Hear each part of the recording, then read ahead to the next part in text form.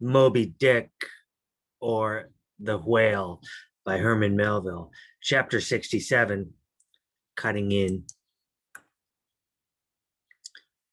It was a Saturday night, and such a Sabbath as followed. Ex officio professors of Sabbath breaking are all whalemen. The ivory Pequod was turned into what seemed a shamble, every sailor a butcher. You would have thought we were offering up 10,000 red oxen to the sea gods. In the first place, the enormous cutting tackles, among other ponderous things, comprising a cluster of blocks, generally painted green, and which no single man can possibly lift. This vast bunch of grapes was swayed up to the maintop and firmly lashed to the lower masthead, the strongest point anywhere above a ship's deck. The end of the hawser-like rope winding through these intricacies was then conducted to the windlass, and the huge lower block of the tackles was swung over the whale. To this block, the great blubber hook, weighing some 100 pounds, was attached. And now suspended in stages over the side, Starbuck and Stubb, the mates, armed with their long spades, began cutting a hole in the body for the insertion of the hook just above the nearest of the two side fins.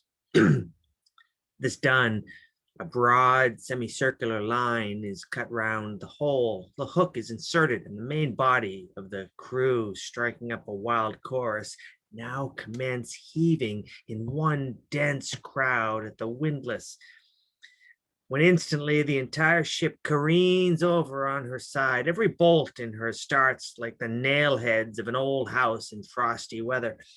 She trembles, quivers, and nods her frighted mastheads to the sky.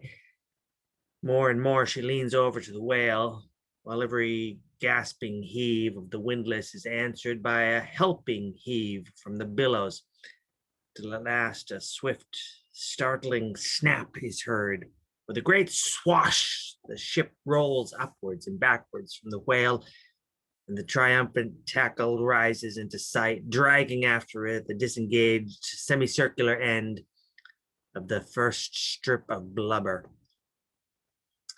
Now, as the blubber envelops the whale precisely as the rind does an orange, so is it stripped off him from the body precisely as an orange is sometimes stripped by spiralizing it.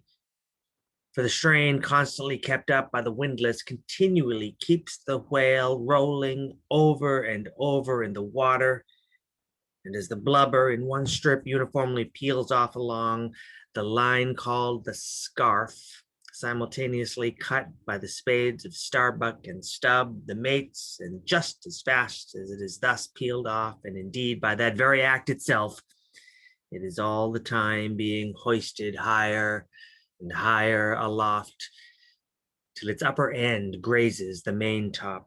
The men at the windlass then cease heaving, and for a moment or two the prodigious blood-dripping mass sways to and fro as if let down from the sky, and everyone present must take good heed to dodge it when it swings, else it may box his ears and pitch him headlong overboard.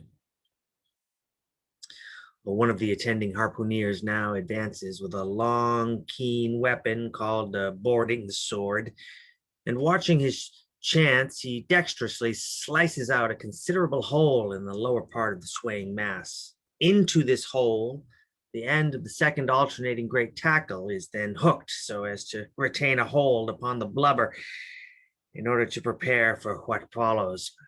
Whereupon this accomplished swordsman, warning all hands to stand off, once more makes a scientific dash at the mass, and with a few sidelong, desperate, lunging slicings, severs it completely in twain, so that while the short lower part is still fast, the long upper strip, called a blanket piece, swings clear and is all ready for lowering.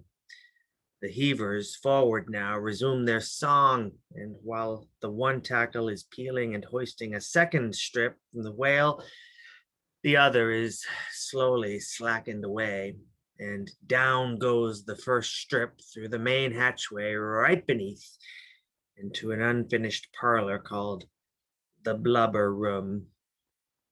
Into this twilight apartment, sundry nimble hands keep coiling away the long blanket piece as if it were a great live mass of plaited serpents. And thus the work proceeds, the two tackles hoisting and lowering simultaneously, both whale and windlass heaving, the heavers singing, the blubber room gentlemen coiling, the mates scarfing, the ship straining, and all hands swearing occasionally by way of assuaging the general fiction.